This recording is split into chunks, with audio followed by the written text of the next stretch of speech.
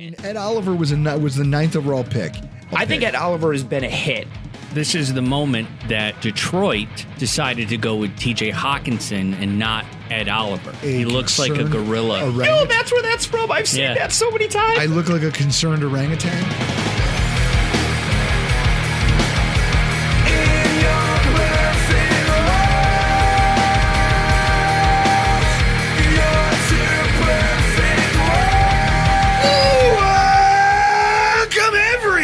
To another edition of the Rock Pile Report podcast. I'm your host, Bill Season Ticket Holder Drew Gear. That's my producer, Chris Kruger. In studio with us tonight, Anthony Prohaska, Disguised Coverage, the film room over at Cover One, whiskey sour enthusiast, and one of the few people that I really wanted to talk to about defensive line in this year's draft prospect pool. I'm happy you could join us, sir. Thanks for coming. Thank you very much for having me. I just really wanted a whiskey sour, so figured come here, talk some We ball. appreciate you coming on a Sunday. I did make a slight alteration to that whiskey sour. Arsenic? Arsenic? No, not arsenic. I wouldn't be that whatever dumb. It is, it has to kick in after the show. Yeah, obviously ricin. Ricin. I don't know. You'll see if you can pick up the slight alteration I added to that. What do you think? What are you tasting? It just tastes really good. I'm horrible at these types of things. I'm not going to know. So a whiskey sour generally calls for 2 ounces of bourbon, 3/4 of an ounce of simple syrup, and lemon juice. Okay. 1/2 ounce of simple syrup, 1/4 ounce of grapefruit syrup. Okay. You know what? My thought was going to be it tastes more like I taste more citrus stuff, babe, but I was like, if that's wrong, I'm going to sound like a huge fucking idiot, so I just kept it to myself. I'm not one of those, like, if someone's like, hey, taste this wine, what kind of notes are you getting? I'm like, wine notes? Well, that's like he gives me this bottle of, where is it?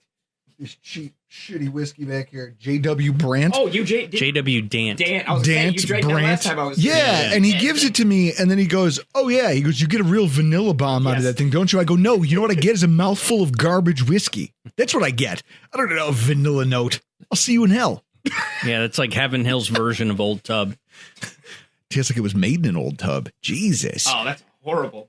Like, pitch for a product. The whole thing is it tastes like it was made in an old tub. J.W. Dant, just when you thought bathtub gin was over, we're back again. Tastes like it was made in a tub because we did.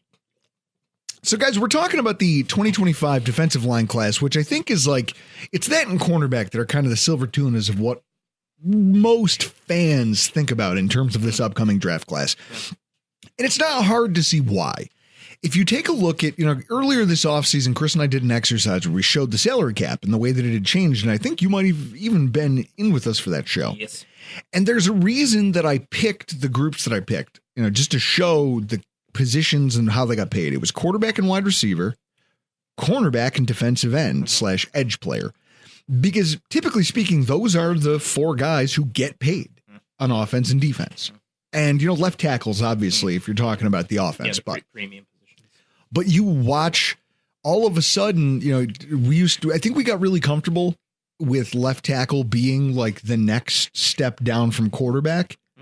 But now we've got multiple wide receivers who have signed like most non-quarterback money of all time in just this past 6 months?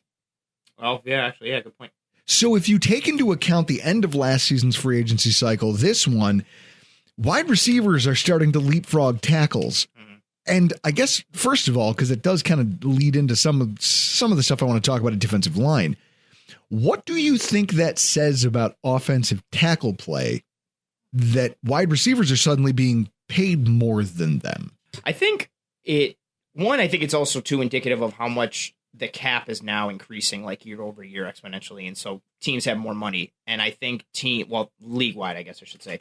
But then also, I think it just ties into support for quarterbacks. And it used to be, I think tackles were and they still are, but you had the tackles and what they mattered for a quarterback's blind side and the protector and all that type of stuff, but then also how much they function within the run game. And then I think the league becoming more pass heavy and still wanting to support your quarterback, the receivers went from more of like auxiliary support players to kind of more primary type of positions, which is interesting.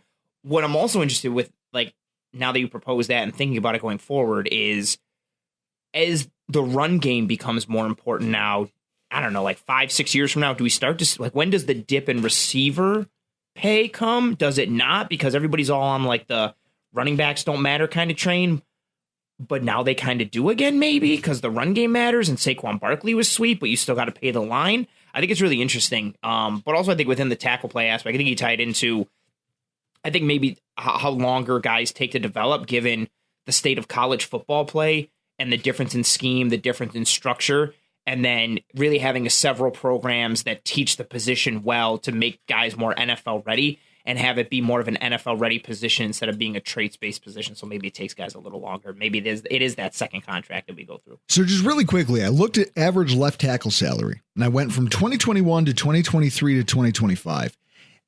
And what you're watching is interesting. The average left tackle salary in 2021 was $16 million. Okay.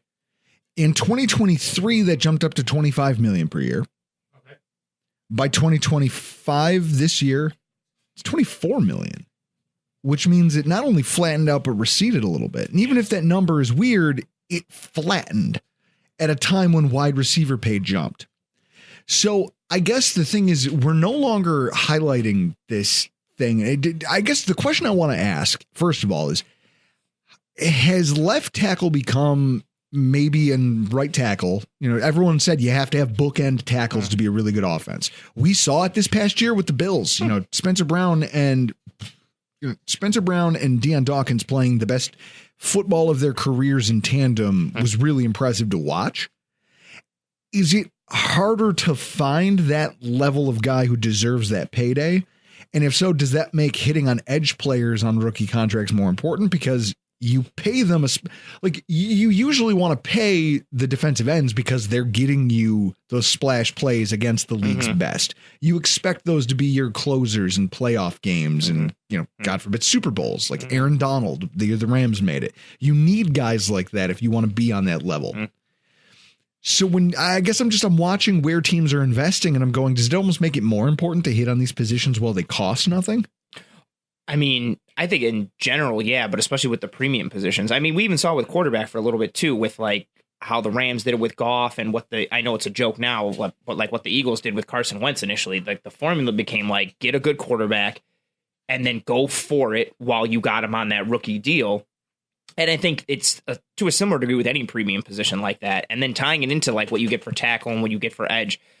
I mean, the edge market in free agency is so, if you get a good edge, you're probably locking them up. Like good edges don't really see free agency. And if they do, they're getting paid crazy amounts of money. So you either need to have the money available to sign that guy when, you know, a year or two before their contract is up or as they're going into it, whatever, if you can tab them early enough or not, or you need to just take advantage of that guy on that rookie deal. And I think it's a similar piece for the tackle market because offensive linemen are getting paid and the interior offensive line market boomed this offseason, even the last one a little bit too. I think so much of it is just the right timing in terms of roster construction in general for those positions. But then also you need to be able to identify what guys can kind of earn that second deal. And then when do you pay them? Is it, you know, hey, we got a guy in the second round. He's really blossoming. Let's give him an extension before he hits free agency. Or we got this guy in the first round. Let's sign him after year 4 so we can work in that 5th year. Or is it like we're unsure? It's such a fine line with such a small margin for error and a moving target. But I do think it's very important for premium positions in general to really capitalize on the cost-effective nature. Again, even receivers are premium spot. That's why everybody and their mother was yelling at the Bengals for the past couple of years. It was like, Burrow's on his rookie deal and Chase is on his rookie deal and Higgins is on his rookie deal and all these guys, like you can pay Jesse Bates and do what you want. Like you should be spending more to maximize these studs while they're cheap. Yep. And now they've got a ton of money in Burrow, Chase, and Higgins. And it's like, you got a ton of holes everywhere else. So you have to hit in the draft because you went to a Super Bowl and you kind of potentially should have and or could have won it. So I don't want to rake them over the coals too hard, but I think they're a good example of like not going for it enough when they were set up to maximize on those rookie deals. It's interesting to use them as an example because I think we all came into this offseason with this belief of, hey, you could get in the draft and we could go draft a DN, but don't do that unless you have to, right? I think there was a giant part, I mean, myself included, because I guess I didn't see what was coming for Myles Garrett and Max Crosby and all of these other guys who you assumed that at some point there might have been a vehicle to get you there. Where you go, well, there's a world where I could take this year's first, next year's first, and I could package that up with a James Cook, and I could give that to the Browns, and they'll give me a Myles Garrett. And then I'm going to give him a contract that he's going to, what the $40 million? What? And you go, okay, so Max Crosby's gone. And now Myles Garrett's gone, but it's okay because there's a Trey Hendrickson, and now there's no traction on that front. And you're looking around going, all right, but Jonathan Allen gets cut, and I'm sure that's a thing. We'll be able to go out and talk to, and then you see his number and go, oh, not for the Buffalo Bills. Good Lord, no. Yeah. So we all had these dreams of what that might look like. And in retrospect, when you're paying a Josh Allen and paying the tackles and you're paying other guys, that was never a reality. So we all had to wake up to that realization. And then you start looking at the draft and you go, okay, I want to go in here because we understand what our window is, and given our roster construction, like Chris, if you want to throw it up there in the post, in post-production, just to show everybody what our current roster construction is from ourlads.com, you take a look at where we are. Joey Bosa was a nice move. You were much more flattering about it than I was. I remember being real upset about it the night I heard about it. What about Laviska Shenault? Oh, man, I was so happy to be here for that break. I wanted to it was one of those things where I wanted to unplug my ear, like unplug the headphones. Unplug and just yourself lay on from the Matrix. Just lay on the floor. Just lay down. Just lay down on the floor, get Face another down. drink. Nothing matters. I'm dead inside. Full nihilist. When you take a look at our current roster construction, there's some nice pieces, but there's nothing that I trust. There's nothing that has a high.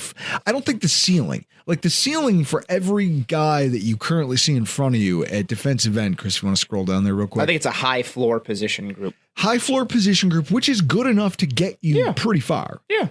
The problem is the ceiling long term after this season, when you look at the guy like your Larry Ogunjobi's and your Joey Bosa and everything else, like how many more years are you going to keep doing 1-year deals at this position? Or would you rather just spend a piece of draft capital and hopefully plug that hole? Well, I think they would rather plug that hole with the draft capital. It's just, I think that's so, I mean, you know this, but it's so much easier said than done. 100%. And defensive line in general, like they do need, I mean, you're sitting here just looking at everybody. I mean, even starting with Bosa, right? I'm excited for what Bosa brings, but I really do think positively or negatively, he's probably going to be in Buffalo for 1 year. He either is super injury prone again and doesn't maximize what he could be. And then do the Bills really want to bring him back? And then the other option that I think is also most likely is he is healthier. He shows more of what he can be when he's healthy. And then he signs like a 2-year, $42 million deal next year in free agency, which I don't think the Bills are doing. And Ogunjobi's on a 1 year. You're kind of seeing what Carter is or what Carter isn't potentially. Daquan Jones, where he is with his contract situation and just his age and play style. You've locked up Rousseau, who I still think is ascending. AJ Epinesa kind of looks tapped out. I do like what Michael Hoyt brings, but I think his ceiling is met in a good way, but he's not really going up. I do think it's important on the interior and on the edge, despite how much work they've done at edge this year.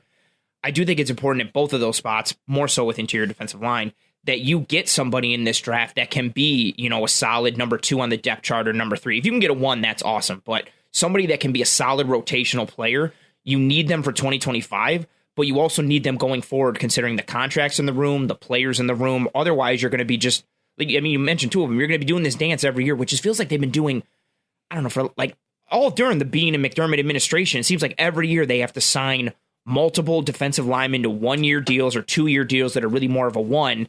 And they're playing important rotational roles, or you have to go and get Jordan Phillips and Quentin Jefferson mid-year to save you. Well, and this is what I find fascinating, because a lot of people look at it and they go, oh, well, you know, the Bills should do more at this position in the draft. And I go, guys, I don't think you're paying attention. They have. They just haven't hit. It just hasn't worked.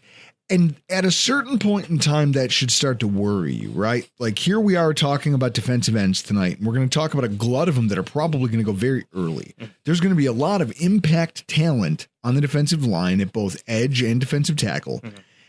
And at the same time, should we be concerned that maybe what it is they're looking for, like from a scouting perspective, what are you looking at? That's the old thing that's always been for me. I think the archetype that they subscribe to needs to be tweaked. Not completely changed, but it needs to be tweaked given what they look for. And this is their opportunity to maybe do that. Absolutely. Because guys, for those of you who don't like, so what I'm alluding to here, the wide receiver position catches a lot of heat because they say, well, the team up until this past year hasn't made a significant investment in it. You know, we used our first pick in the last draft, but otherwise you look back, we haven't really spent much in the way of wide receiver. You know, day 3 picks. Aside from all the money to Diggs and also trading a first to acquire Stephon Diggs. And that's the one that he did trade for him and he gave up a first and you go, okay, that was good for you. But you did that. But you did that because you haven't been able to identify useful wide receiver talent in any other round. And you said, fine, screw it. We're not waiting. We'll go get a proven commodity. You mean up until that point, right? Up until that point. I was like, Shakir's so fun. So now you have something here and you go, okay, we hit on this guy. So that gives you, if you're getting half marks for Diggs and I'll give you a full mark for Shakir, you've still swung and missed a bunch. Yeah. And so now with that in mind, you question, how are you scouting this? But I know I can look at linebacker and go, you clearly have identified an archetype that works for you. Specific traits that seem to fit what you want from that position, and then you can then coach that player into being what you want. It's why you can backfill with the Terrell Bernard and a Dorian Williams, and you got guys like Joe Andreessen who are making the roster because you're like, I have a thing that I like, and if they fit a mold enough, I can stick them all in there and make it work. Even corner too, like all the Kyer Elam miss aside, like. The fact that the Bills got so much blood out of the Levi Wallace stone and the Dane Jackson stone, and look what Christian Benford became, and like what they've done. I mean, even taking Taron Johnson and turning him into one like the bet. Like, so you look at like they've got these positions where like they just hit and hit and hit, and then they've got other positions where it's like I don't know if it's like a monkey's paw situation or like they just like this is like the soul stone and this is what it cost to get success at those. Like, I mean, Ed Oliver was the 9th overall pick. AJ Epinesa was a 54th overall pick. I think Ed Oliver has been a hit. I don't think he's been a top 10 pick hit, but I think he's been a hit. Sure. Hold up there. He's better than Anthony, because Anthony, this is because it's one of Drew's gifts. This is the moment that Detroit decided to go with TJ Hawkinson and not Ed Oliver. Okay. I look like he looks like a gorilla. No, that's where that's from. I've seen that so many times. I look like a concerned orangutan. And the idea is I was so nervous. And then when they drafted Hawkinson, I was like, thank God we're going to get Ed Oliver. Because you didn't want the Bills to take Hawkinson. Yes. Correct. Okay. I was like, if they take Hawkinson, I'll lose my mind. So they take him, they take Epinesa, who I didn't like the pick. I like J.K. Dobbins. Turns out they've been about the same in terms of impact. J.K. Dobbins' flash has been brighter. Epinesa has been healthy. He's just not always effective. My thing with Epinesa too, real quick, is I just feel he's growing. I just feel like, and also too, he was set up in a disadvantage. He was drafted during the COVID year. And then they asked him to change his entire body composition and, by extension, his entire play style. But also, whose fucking fault is that? This is what irritates me. No, but that's what I just feel bad. I just feel bad. Sure. Not necessarily a pass, but I just feel like when he had to not go through a lot, but like that's a lot to do to like learn how to reshape your body and play style in the NFL on the fly. But also, then why draft that guy if you're trying to morph him? His comp coming out was they were like he's a less. What's the way they were going to say it? Like he's like a less impactful version of Cam Hayward. He plays a game. Oh, actually, that's a fun comp. They were like so bigger inside, the versatility, the physicality. It reminds you just like it's like finding a partner that you're like, man, I really like you and I want to marry you. But like, can you get these 15 plastic surgeries? That would be sweet. It would be like if Larissa had met me and was like, you're awesome. Can you get braces? It's part of my charm, lady. And ditch the glasses. Probably dye your hair, and also, can you lengthen your knees? And also, can you stop screaming profanity at our neighbors? That would be a good thing. This is who I am. This is who I am, lady. I can't change it. Zebra can't change its stripes. So then they take Greg Rousseau. Or it's like, Here we go. Give it to me. yeah, it's like, oh, we got this great thing, Legion of Doom. Hey, let's add puke Oh God. to it. Poor Draws. Yeah, that didn't work. See, so what you end up with is just this dead zone of you're relying on free agency consistently on the defensive line because the four swings that you took that mattered in the top 100 yielded mediocre results. Boogie Basham. And a horrible Boogie Basham. burnout. Carter still only completed 1 year, but I'm very low on him right now as of this point. I think at best he's defensive tackle 5 right now. And so with that in mind, you look at this as a class where you're going, if it's really that deep, the Bills should probably be trying to double dip here. Like there's going to need to be a lot of work done, and we're sick and tired of paying for it. All my mocks that I like, I take 2 corners, I take 2 defensive tackles, I take 2 edges, and a receiver. And then I find a way to work in safety and linebacker. See, Drew, how many mocks have you done? Oh, I spend a lot of time. It takes me so long to really consider all the options. I just end up not making any and drinking a beer and watching something on TV instead. I do mock drafts. But mock drafts are what I do. Like when I'm waiting in line at Delta Sonic, mock draft. If I'm in like the waiting room at the doctor's, I'll do a mock draft. That's a like, sickness. We call that an illness. Well, it's the same thing as being on your phone and scrolling. When you go to the Buffalo Zoo doctor's office? What? Who's going to the Buffalo Zoo? Come on. You guys not remember when you were here and Drew said he went to get a physical, and I was like, oh, at the Buffalo Zoo? And you almost call back to his fell out of your chair. That's such a good joke. I don't remember that. So yeah. So with all of this to say, the Bills' defensive line still needs a lot of juice, not just for now, because of adding talent to this could make them way more dominant in 2025, but it also sets you up to go spend money at other positions. Yes. And not only now, but maybe for the foreseeable future, because you see the way that the Bills have done a good job of getting, you're never going to get the Myles Garrett when you're drafting where the Bills draft. And to try to get up to the top of a class like that, to get that type of talent, it's kind of a pipe dream. There's a reason people don't do it. Yeah, your hope. TJ Watt, I think, was taken in the 20s.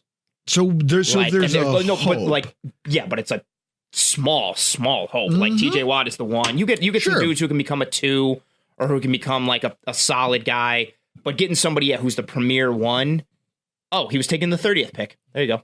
So it can happen, but to bank on it is folly. No, yeah. That's also too why people are like, can't believe why can't they get like a Myles Garrett? It's like, because they pick between 25 and 32 every year. Like, that's so hard. I say it all the time. The guys over at Hashtag Sports, Mario and Paul, they put out a graph. And they were looking at the sack totals of guys, and it was based on some other pundit's work, but they really kind of extrapolated it and graphed it. And they were showing how the career sack totals for guys, their sack totals on their their initial contract in the NFL. Based on where they were drafted. By tiers. And you watch how if you go outside the 12th pick, it's precipitous. Yeah, it just caves. And then it slowly erodes and then it drops again. And it's like, so if you don't get taken here, and here, you'll have outliers.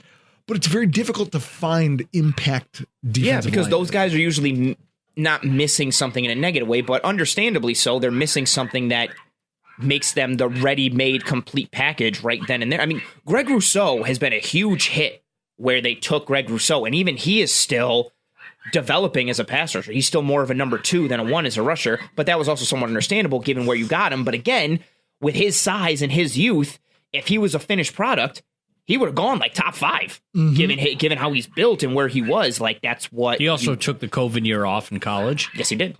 So with that in mind, and we're talking about these dynamics of how hard it is to get up, I feel like for the purposes of a draft conversation, I'm never interested in talking about the guys, the Abdul Carters of the world, because we know what they are as prospects. We've watched them play.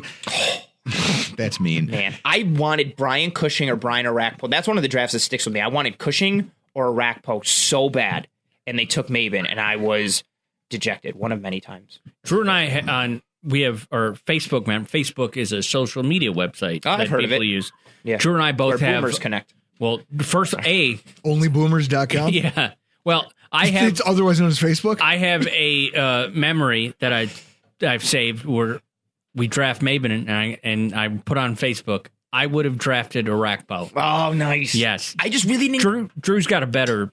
Well, Maiden story. I was hosting a party, and when they took him instead of Arakpo, I took a chair out of the kitchen. Now, mind you. Oh, okay. And just drank and smoked a whole pack of Parliament Lights out in the backyard. I remember that one. I remember that story, and then when they drafted Josh Allen, I remember those two stories. Fun part? Yeah. Not a smoker. That's maybe better. And everyone kept coming out going, Drew, it's going to be okay. And I would throw like half full cans of beer at them and just get out of here. Yeah, get away from me. They're like, no, we took this guy, Andy Levitre. He seems like he might be really good. I don't care. That was a None good pick. of this matters. Turns out it did. It was a really good pick. It was a good pick.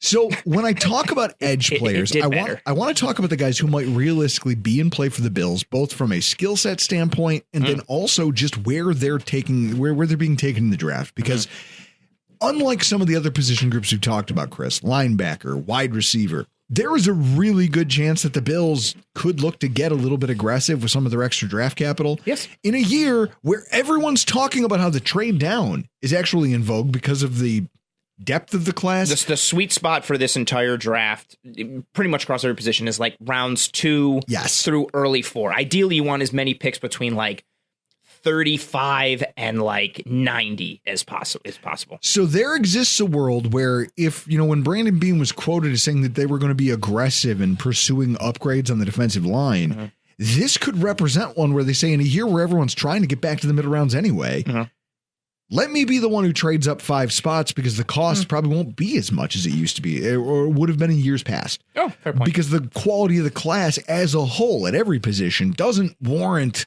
like. Yeah, so somebody might be willing to like trade out of like an early 20s pick and move back a bit, and it won't cost you as much as in earlier years because they're like, okay, you know what? I'll take an extra second or an extra fourth in this class because it's earlier. So on. Yes. And so with that in mind, I like looking at some of the players that end up there, but I think that, would you agree with me? This is the spot that the Bills like really need to, they have to come out of this draft with at least a player who is who's like can be groomed into a name player for the next 3-4 years on the Bills defensive line. At edge? Yeah. Yeah. In an ideal world for me, I think the first 3 picks at 30, 56, and 62, you need a corner, you need an interior defensive lineman, and you need an edge. There can be varying levels of who goes where depending on what falls. I think edge is better suited for 56 and 62, given what I think the biggest needs are on the team and who I anticipate being there at 30. But I do think there's a world where an edge could be the pick at 30, depending on, or a trade up, depending on if somebody falls. And that's perfect. So let's start there, because when I look at the defensive tackle room, you're not as high on Dwayne Carter as some people were. And I mean, he made a couple plays, but otherwise I didn't see anything that looked special. He made a couple nice plays against Houston. He made a couple nice 3rd and 4th down stops. But other than that, he was non-existent as a pass rusher, very low pass rush productivity numbers, and that was supposed to be his calling card coming out of Duke, even though they ran around a lot of stunts in different games and did things. And he was just consistently getting blown off the ball against the run. He could not sustain against the double team. Even against individual base blocks, he was getting displaced left and right. And I don't think it's horrible. I would like it more if, your top 3 were just loaded. And I like Larry Ogunjobi, but if Dwayne Carter's your 4, I would like that to be because your interior guys are like what Philly had. Like, okay, your interior guys are like Jalen Carter and Milton Williams and Ed Oliver or Daquan Jones, and then, and then you have Dwayne Carter. But in a room where Larry Ogunjobi's going to miss 6 games and Daquan is getting a little longer in the tooth, and you heavily rotate, it's just... Who are you rotating to at this point? You have to rotate to Dwayne Carter. You're not rotating to Dwayne Carter. And I have so many people who are like, he was really coming into his own before the wrist injury. No, he wasn't. He was getting blown like 5-6 yards off the ball, like consistently. And I want him to be a thing because that's cost-effective value, but he just hasn't. And he could be this year, but I'm just not seeing it. So when you look at D tackle, the thing that I think works in our favor, especially if you view that as such a sizable need, is that there is a healthy percentage of the guys. Now, here's the problem. You're going to look at draft websites. Like I have a shitty one up, NFL Draft Buzz. They've gussied it up over the years, but it's still nonsense. You want to know why?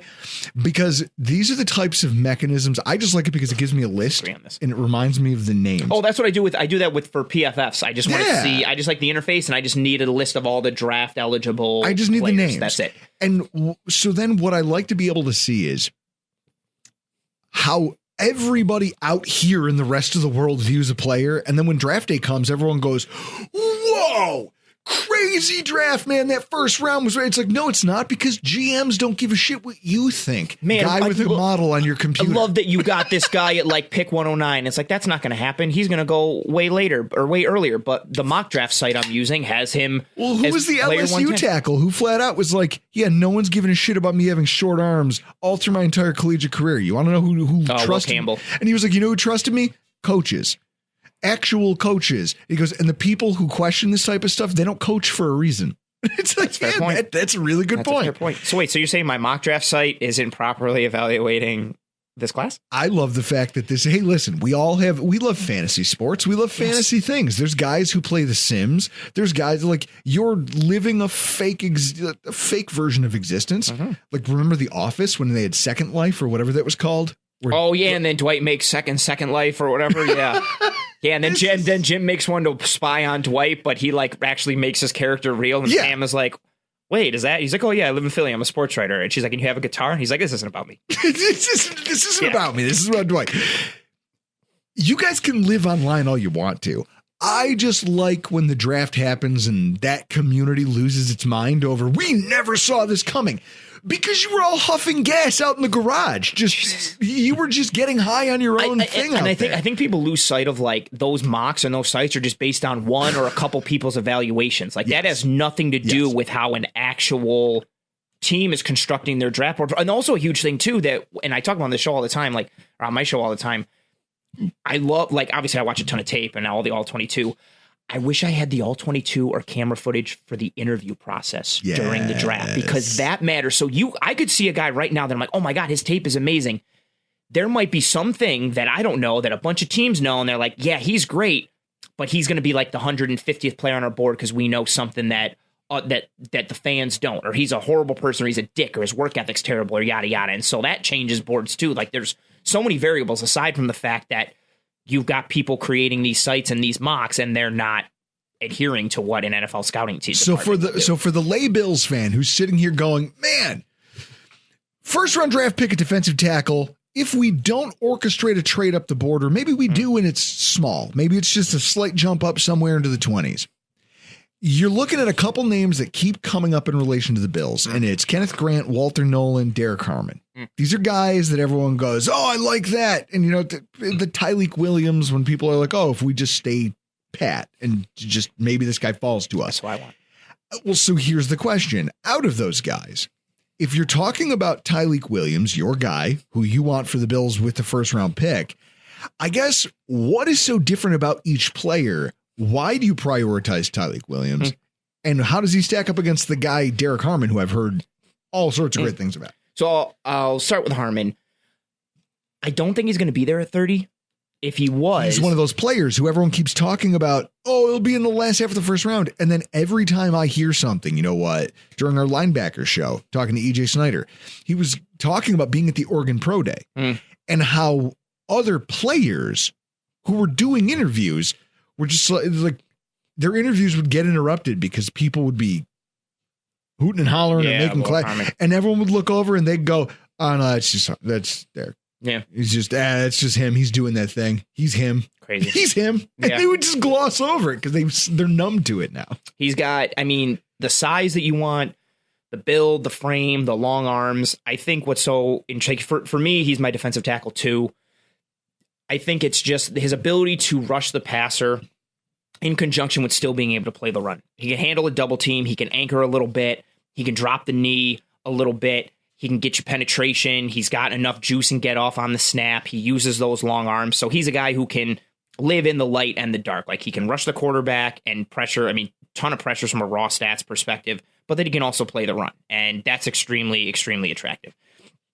My biggest negative for him is I think he's more, and it's funny because you have that in your weaknesses on the notes. My biggest thing is for all the pressures that he has, and just in general, he's more of a disruptor than a finisher. For as long as he is and as strong as he looks, like running backs kind of running through his arm tackles a little bit or running through his shoulders and him not necessarily getting the quarterback down. I think some of that is tied to like his movement and just how clunky he is at times once he gets through. But I mean, if he just fits so well with what the Bills are and what they want to be up front. Like he can rush the quarterback, but he can also function against the run. And they prioritize pass rush. They prioritize that versatility. I think he ticks so many boxes, but I think he's going to tick a lot of boxes for teams, which is why I think he'll go before 30. Well, and there's this wrestling comp.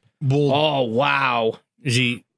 Well, I would say, about that, I would say, is he a Vader, a Bam Bam Bigelow, Ice Train? Well, what I was I would say Tyreek Williams is more Bam Bam Bigelow or Vader. I think I think Derrick Harmon's more like a Psycho Sid. Big guy with that athleticism and still do some things. So here's what I love, minus Chris. the psycho. His NFL comp was and the leg. Daquan Jones.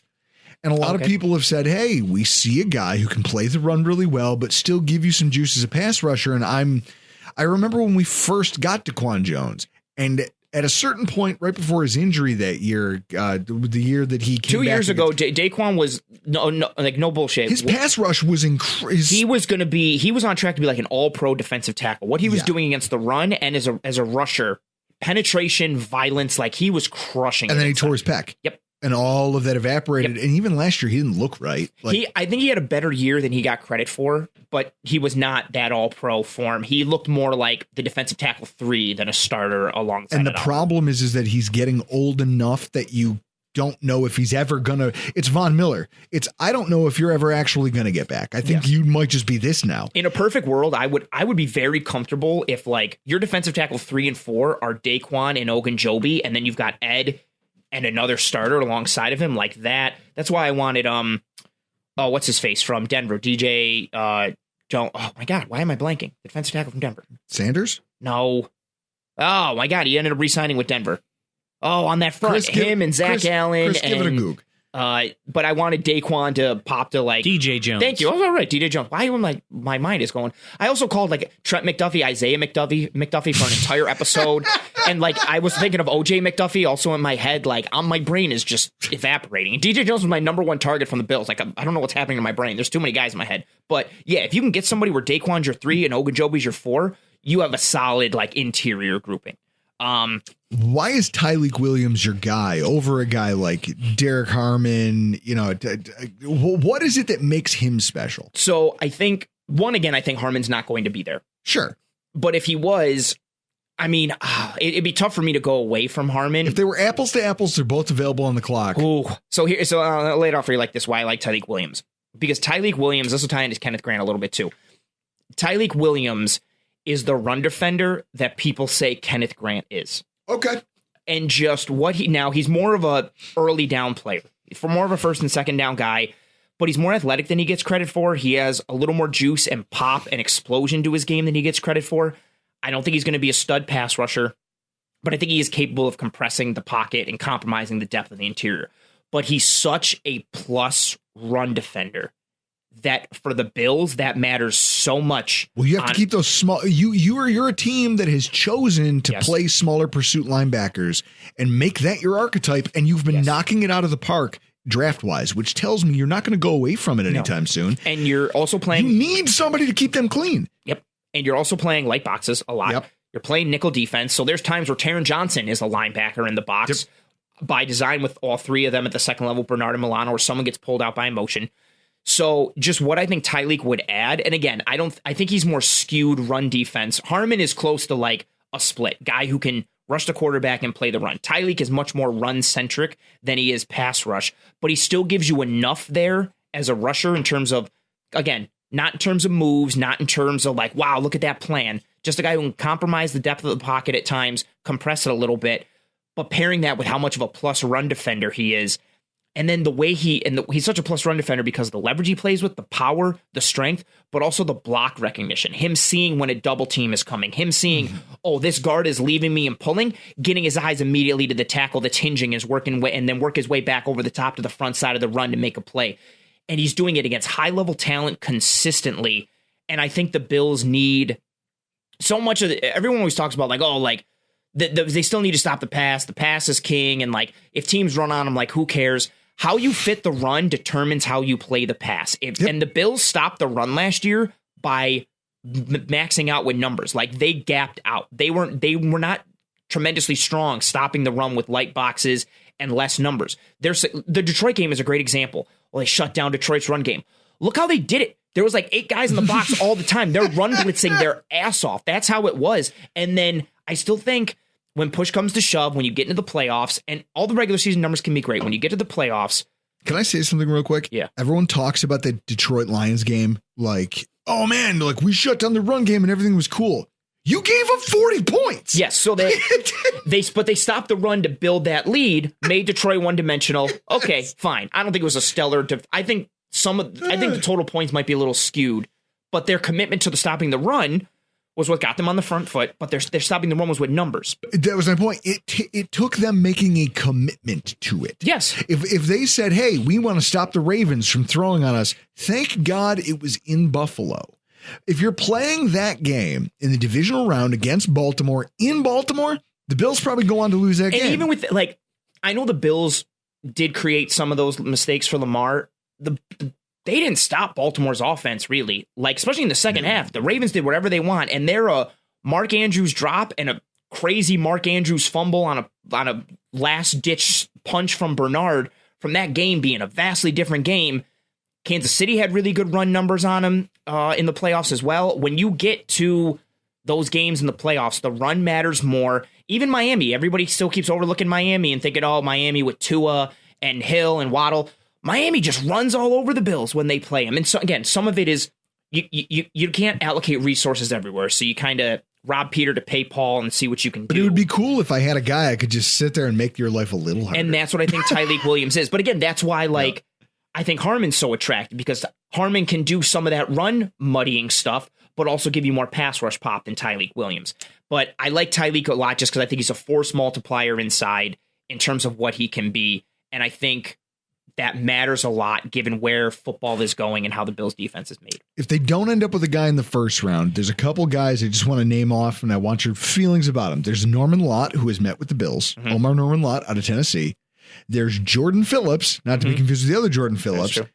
And then there's a guy that I just watched play because I like SEC football in Gigi Pegues. Oh, yeah. And I want to know what you think about him as day 2, maybe day 3, if it's like is that where would you be comfortable taking one of them on day 2 if that's the move you had to make because the value went to edge or it went to cornerback out of your top 3 positions in need? I wouldn't. Those particular guys, I wouldn't love on day 2. I'd be more comfortable if you had a 3rd round pick. I think that would be more of an ideal spot. But I think those guys are more in a class for me where I'm like, okay, can you fall to round 4? And then even if they're falling to round 4, I like Jamari Caldwell, the defensive tackle from Oregon. Josh Farmer's another interesting one who I wouldn't mind reaching for in round 2, but I don't love. But yeah, those guys you kind of rattled off, those are more, I'd wait on those. I wouldn't love taking them in round 2. And then even just pivoting back real quick to what you initially asked with Walter Nolan, awesome flashes, just extremely streaky, extremely inconsistent, goes rogue at different times, is trying to shoot backside and puts himself out of position, trying to make a play. Also, Ole Miss's front is a little interesting. They're just running tons of games and slants and stunts and a whole bunch of crazy things, but really high highs, but some low lows, very inconsistent. You don't know what type of player he's going to be. Kenneth Grant, I think is fun. I wouldn't mind him at 30. I don't think he's necessarily the prince that was promised, as a lot of people make him out to be, for being a 300. And I like him. I want to preface this by saying I like him. For a 330 plus pound guy, he plays more like a 305 or 310 pound guy. He doesn't play like this space eater anchoring run defense monster. He plays more like a one gap penetrating rush the passer type of guy, which can be fine at that size because he's athletic and that's still fun, but he doesn't have the plan and the hand usage to be that pass rush guy. I do think he needs more seasoning than gets talked about. I think a lot of people just see him as this plug and play cure all run stopping defender who's also an athletic marvel and is going to tear up on the inside. And I don't necessarily see that. Again, the way people talk about how he plays the run is what Tyreek Williams is against the run. And then there's this guy, Desmond Watson, who I just want to get into it with you before we pivot to edge players. I need to know, why isn't this guy an NFL football player for the Buffalo Bills? So he's someone I watched in passing as I watched games against Florida's defense. It's hard not to watch him no matter what you're trying to watch. You want to know why? Because he's 464 fucking pounds. He's a very big guy.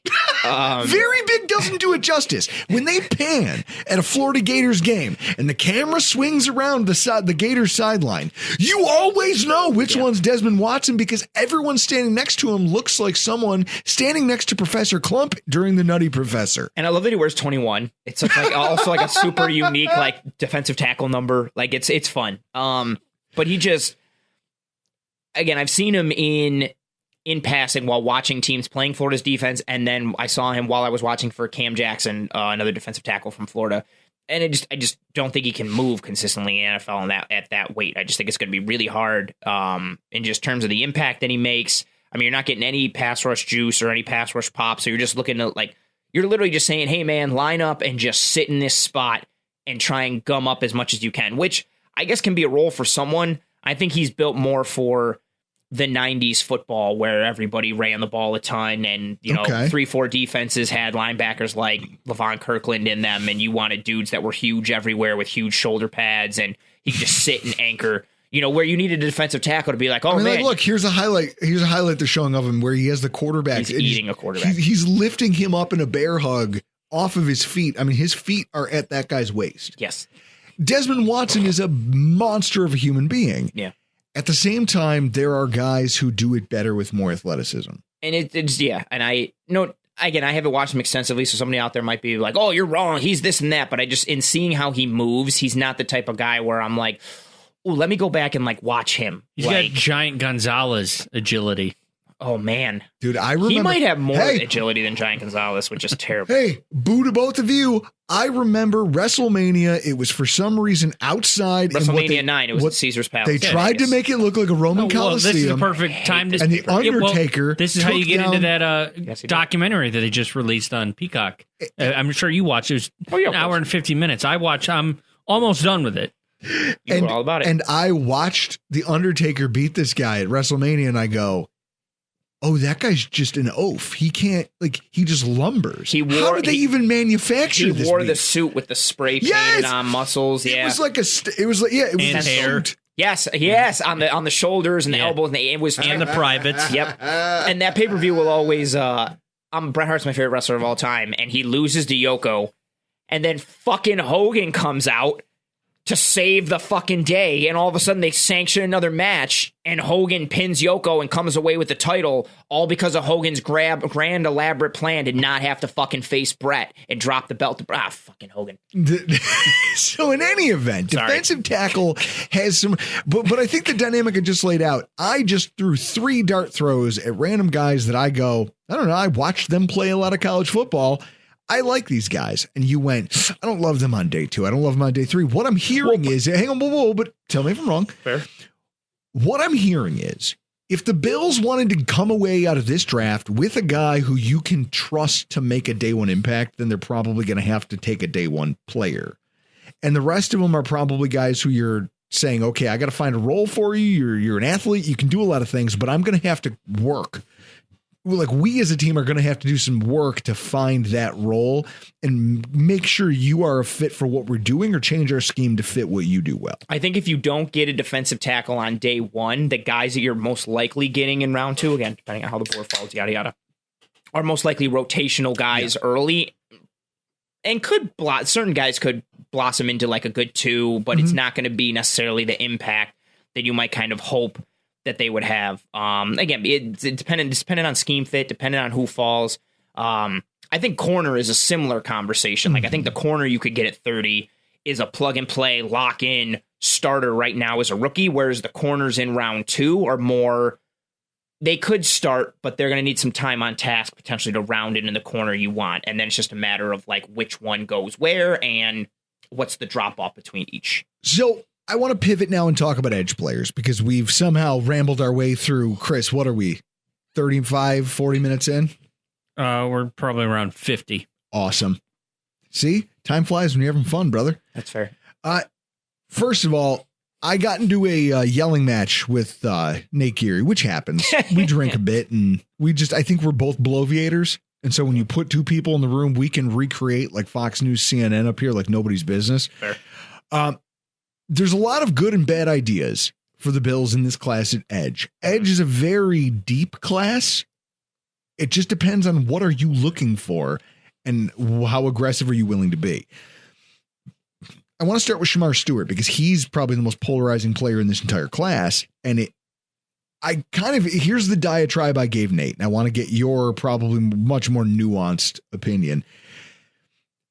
I have a real problem after watching the Tremaine Edmonds debacle, where you draft a player who's all talent and just this raw block of clay, but I have to mold you.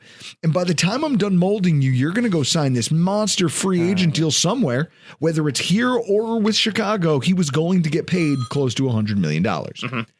So when you do that, you kind of, I don't want to say like you've wasted time.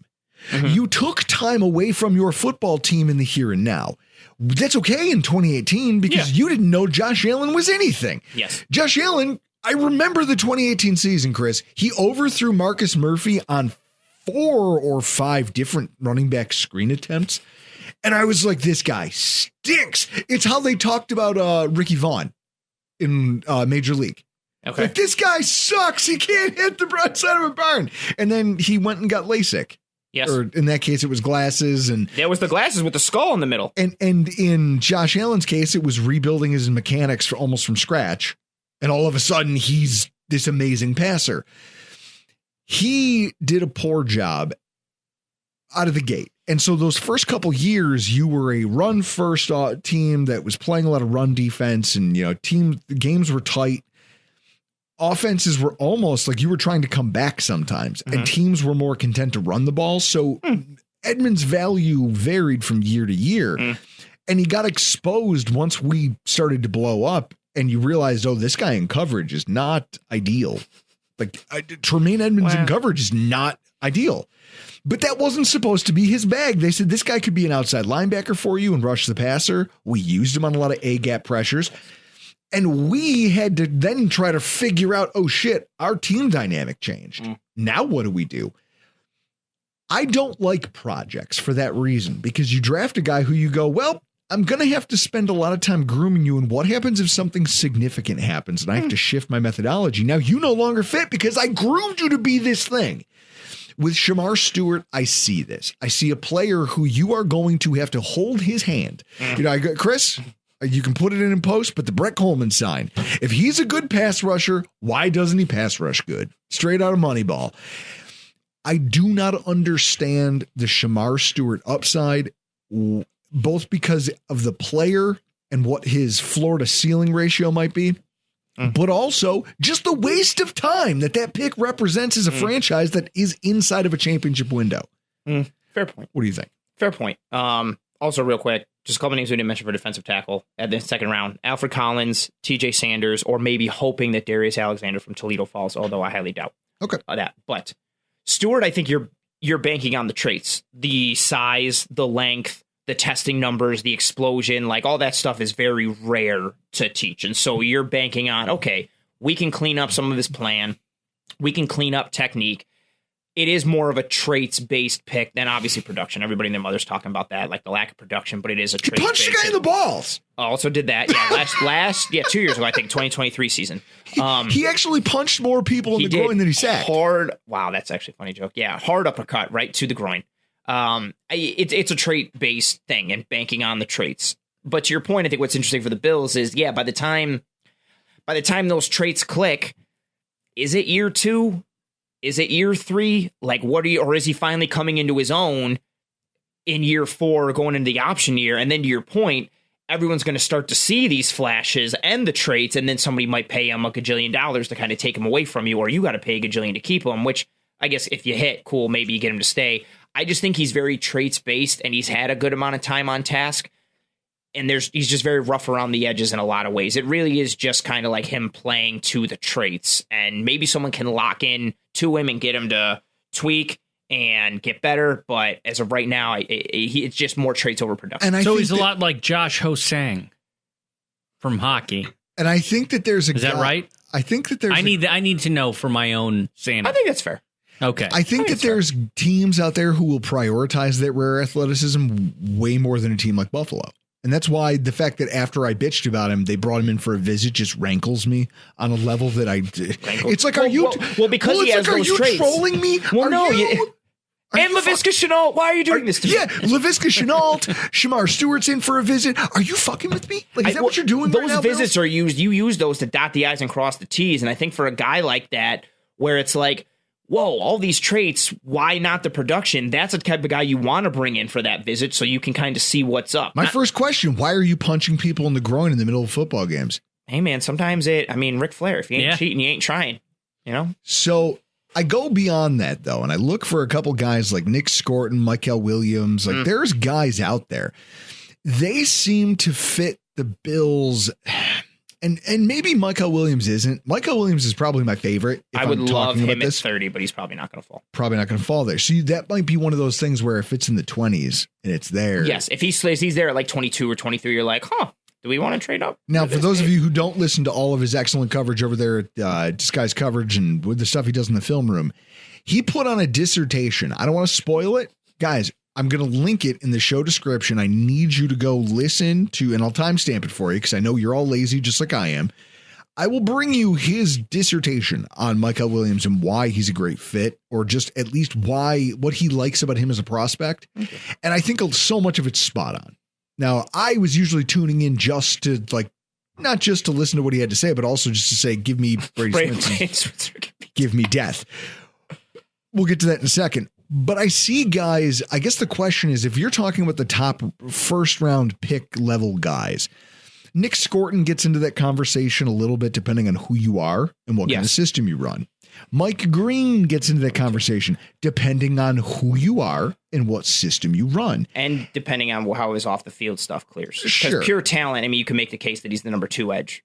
So with all of these things, though, I have to ask a question. We just started the show talking about how much trouble the Bills had getting really identifying in the draft talent that pans out at a high level on the defensive line. We are very comfortable as a fan base saying, hey, you know what? I see the 285-pound, 6'4" Nick Scorton, and you know what? If the Bills wanted to maintain, just keep doing what they're doing, this would seem like a no-brainer. If it falls to us at 30, we take Nick Scorton because everything else is soaked, and we say, you know what? We still like this because he can push the pocket. He will always be a plus run defender, and it'll be him and Greg Rousseau manning the early downs. We'll bring in whatever the hell is. So Joey Bosa as a pass rusher in the Von Miller role. Whoever the hell, Joey Bosa. He hasn't. Once you get hurt too many times and then you get old, you're fucking done to me. Or is this the year where they go, you know what? Maybe we do have to kind of revisit what it is we're asking these guys to do and how we're scouting this. And do they say, look, with a class that has this many different profiles and this many different skill sets, when we get our shot at this, do we want to look at somebody like a Mike Green, who's a little bit smaller, a little bit, he's obviously a different player than any of these larger guys. He's going to come with limitations, just like some of the guys behind him, but it would show that they're at least looking at it.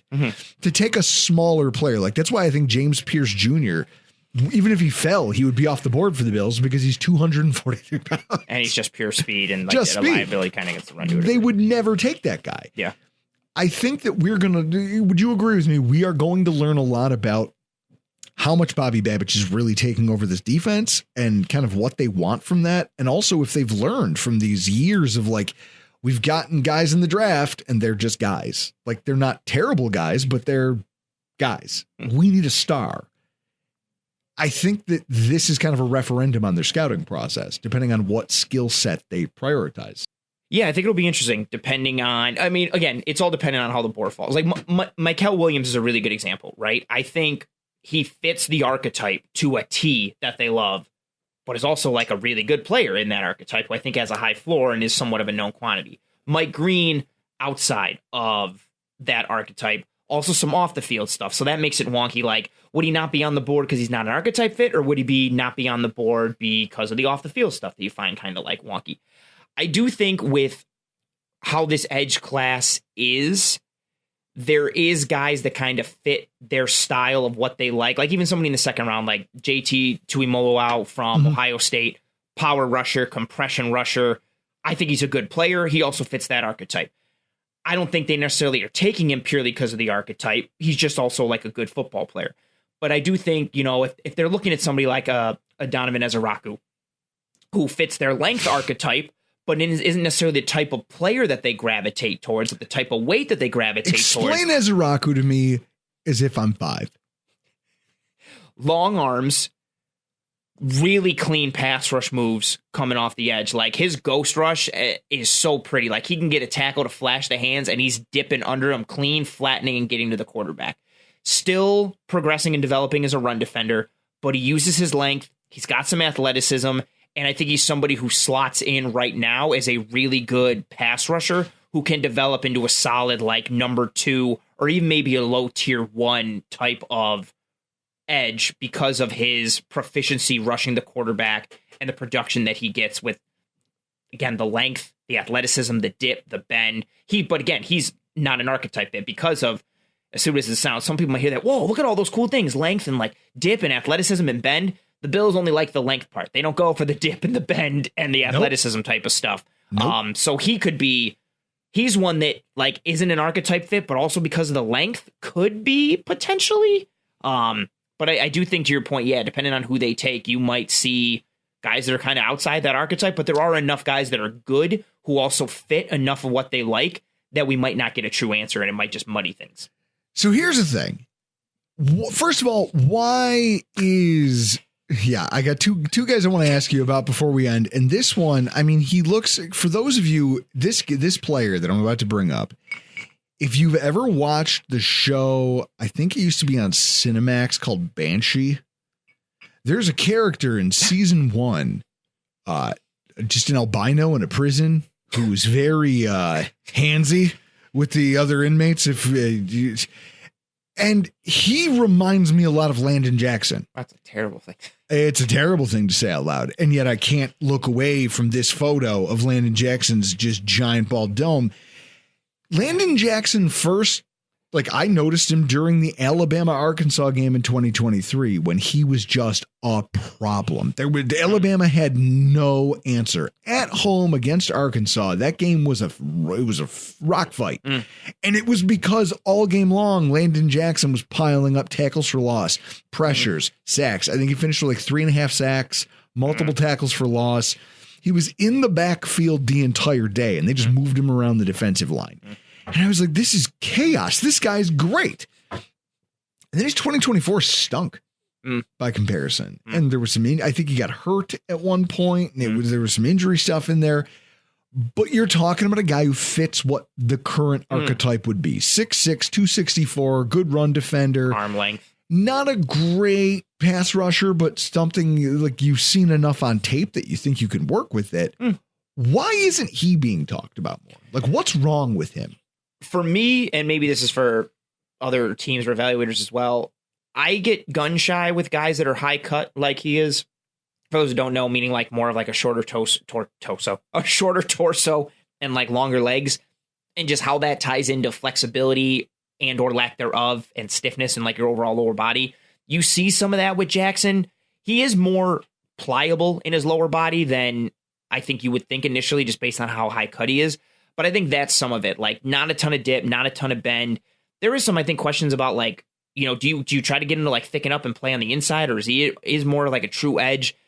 I forget what game in season, but I had a game in season. Arkansas was playing. It was like the 3:30 game on CBS, or maybe it was ESPN something. And the announce team was hyping him up and hyping him up and hyping him up. And I watched him and I was just like, it just didn't do any justice. And then I went into the tape and I was like, okay, this guy does some stuff. There's a rep against Tennessee where he rushes against the right tackle, beats him inside, and the right tackle grabs his face mask and yanks it sideways. And Landon Jackson he doesn't even flinch. He keeps playing through it. It doesn't even move his neck. It just moves the helmet. And with his helmet sideways, he bears down on the quarterback and heats up the QB and like gets him down to the ground. And I was like, well, that's pretty sweet. Like he just, the arm length, the violence, the relentlessness, the motor. I think he's getting talked about enough I think he could make sense for the Bills. Again, I wouldn't like it at 30. I could understand it more in round 2, just because, again, he fits what they want, like the motor, compression, length, power, physicality, violence. He's going to play the run. He's going to use that arm length to play the run. He has that ability because he's played on the interior a bit to stack and shed and read the run and read a running back's track. But there is going to be some, you're not going to get that dip. You're not going to get that ability to turn the arc. You're not getting the explosive plays. Yeah, but for the Bills, they don't really care about. They want power and compression. You don't care about it right up until you can't fucking get it in a meaningful game, and then you can't touch the opposing quarterback in some of the most meaningful games of the entire year. I mean, that's a much larger conversation. I've been saying it for years. They need their archetype. I think needs to be not completely changed, right? But they need to add yes. You have to add a counterbalance to it. You can't just be one speed anymore. You know why? Because you know who gets to win with that? The team. You know who else builds their team? I know this because I've talked to people there, and they talk about why the Chiefs have a problem trying to defend against the Bengals is the same reason we bitch and complain about what we're talking about right now, not being able. It's because they build the same type of line where it's it's compression and big and heavy, and we're going to batter you back rather than have. You got Karlaftis type guys rather than bendy, speedy, beat you around the edge, quick twitch guys. And that's fine because you can't have an army of those either. Nope. I think it's funny too. We always have that basket. But they have a Chris Jones. Yes. And you have an absolute game record. Don't have that guy. Absolute. So now the question is, it's really cool to go through the regular season winning 13, 14 games because your D-line isn't the worst. You just don't, in those clutch moments, have a guy whose speed and power combination and the bend that he's able and the pass rush acumen is so much better than that of his counterpart that he can make a play in a clutch moment and change the complexion of a game. We don't have that guy. And that's almost by design because all you've done is get these guys who compress and win with power. And again, you can still have guys that dominate that. Like Will Anderson is a speed to power compression guy, but his speed to power is amazing. So you can be a dude where it's just all he does is shoot the 3. Well, yeah, but if it's Ray Allen, then you're like, all right. Oh yeah, just if keep it's shooting Steph the 3. Curry, they're like, oh, we don't give a shit. They're just shooting the 3. Keep shooting the 3, man. Just keep doing it. That's fine. But it's that too. It's that they go for the compression guys that also. It's just it's limited them because those guys aren't necessarily top tier, and then they also don't have enough of a diverse plan. And so that brings me to Braden Swinson. And I want to know why nobody's fucking talking about him. My boy, Braden Swinson. This is a guy who is being talked about as a bully when it comes to offensive tackles at some points, like during the Senior Bowl practices. When you're watching him during the Senior Bowl, I have it on good authority from 3 different. And this is how I don't normally plant a flag in the ground. 1 year I didn't go to the Senior Bowl because I know that I'm shit when it comes to draft prospects. Every idea I have is a bad one. That's why when I hear this and I hear other people going, you literally had tackles who would just be looking, going, look out! Look out! He's coming because they know they lost. They lost the moment. They lost leverage. Either he got around them or he was in them and moving them, and they're like, "Oh fuck!" This is a player who was built kind of like an AJ Epinesa, except unlike AJ Epinesa, he finished a lot more plays than I think, or at least differently. Epinesa was always power. And then the Bills and all their infinite wisdom said, hey, let's pare him down and make him this other player. We wouldn't, I don't think, have to do that with Braden Swinson. I think he's already partially there. But he also, for being his size and everything else that he has going on, he's not exactly a liability against the run. I think he's a guy you could find good value in. First of all, your thoughts about him for the Buffalo Bills, and also where do you think they would have to take him? I think he's more of a round 3 guy, and he's actually a good example. I think him and some corners and even some defensive tackles, that round 2, pick 62 and pick 109, I think are going to be very interesting for the Bills because you don't have that third.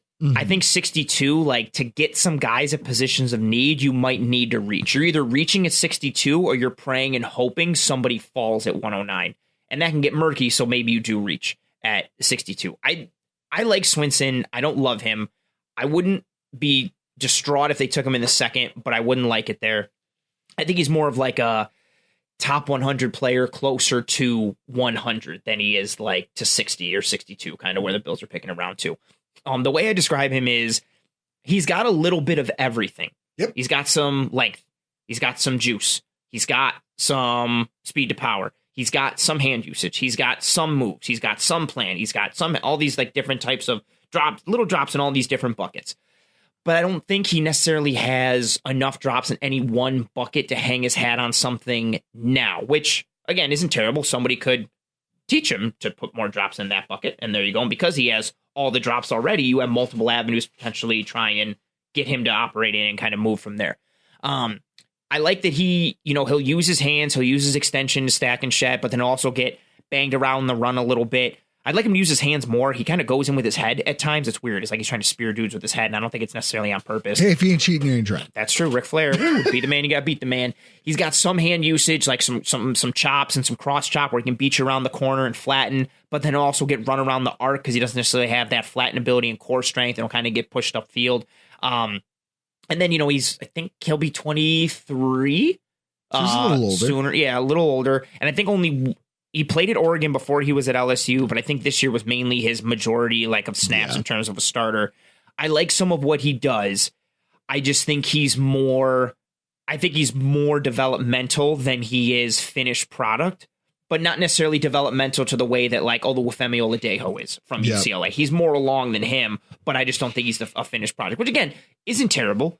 You could take him in round 2 and then bank on what you got and kind of develop from there. He strikes me as more of a jack of all trades, master of none, instead of a jack of all trades. Let's hone those trades into one or two that we can really hang our hat on. All right. Who's the one pick in this draft that you lose your mind over? If it happens, you're going to shut your laptop. You're going to shut the computer off. You're going to turn the TV off. You're going to leave the room. Oh, I would be upset? Yeah. Oh, at any point in the draft? Defensive line. Oh. Defensive line, whether it's edge, D tackle, who's the player for the Bills who you go?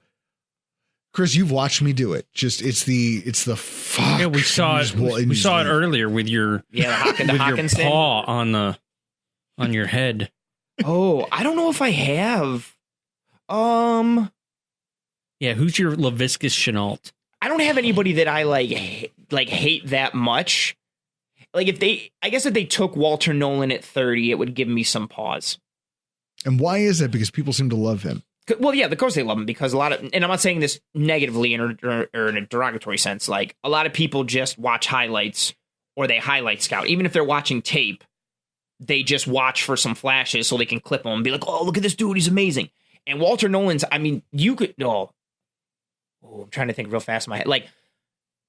Ashton Genty, his highlight tape is crazy amazing, right? Walter Nolan's highlight tape is nuts. He's bench pressing guards to the ground and he's penetrating.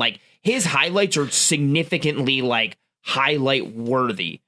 I just think there's so much inconsistency, and I want them to have more of a run stopping force on the interior instead of more of a penetration type of force. I think Walter Nolan's the guy you draft if you don't have an Ed Oliver.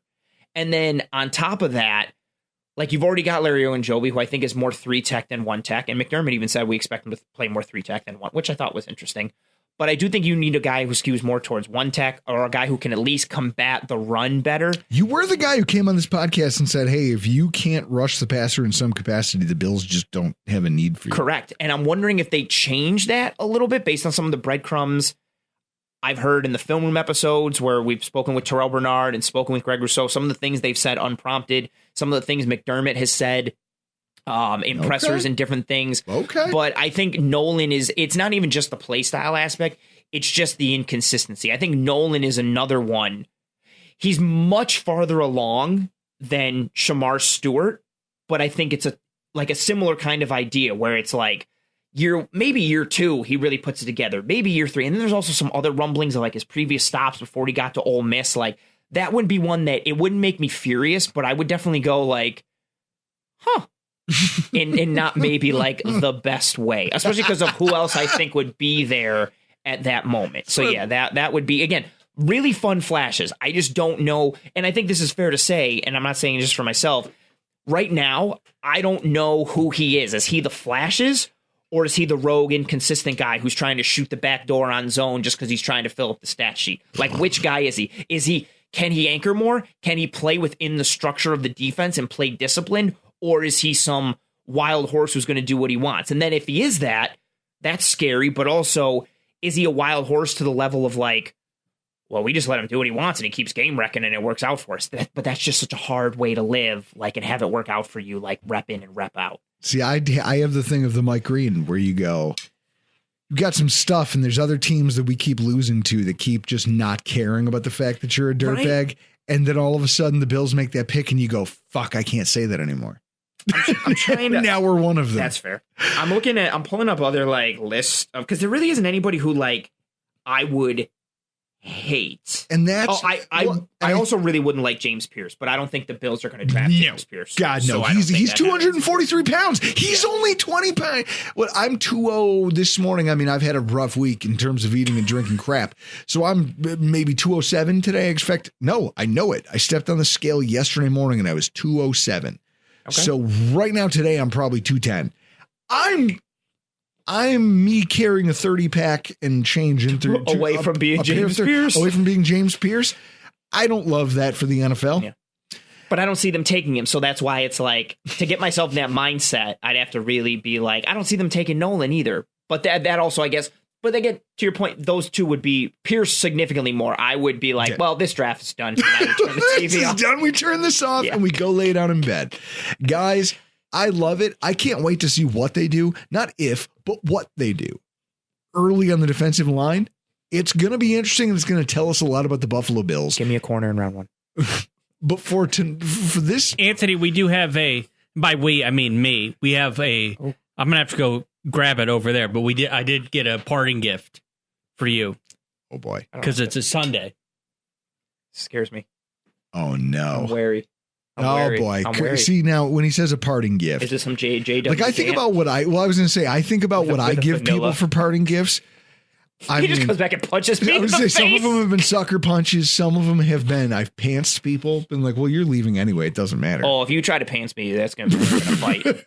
Oh, it was close. I made a joke about is this some JW date? Nope, that is a bottled whiskey sour. He made his whiskey sour and bottled it for you, sir. There you go. We dragged you over here on a Sunday night. I'm going to Atlanta in 2 days. We're crunching shows, so it's hard to get, This made my day. You know what's funny is I saw it and I was like, in my head, I was like, this looks like a whiskey sour. And then I started, this is awesome. Thank you so much. Yeah. This is super fucking cool. Take it home if you're... I'm going to drink it on the way. If you're driving, you know what I mean? In the car. 80 with a whiskey sour. Live dangerously, brother. This Guys, is super cool. Thank you. What a fun night. What a high note to end on. But we got to get the hell out of here for tonight. It's been a lot of fun talking about a position that the Bills are going to absolutely prioritize or at least pay attention to in this draft. And if they don't, we riot. We burn the city down. I'm Drew Gear. That's Chris Kruger. This is Anthony Prohaska. This has been your Rock Pile Report.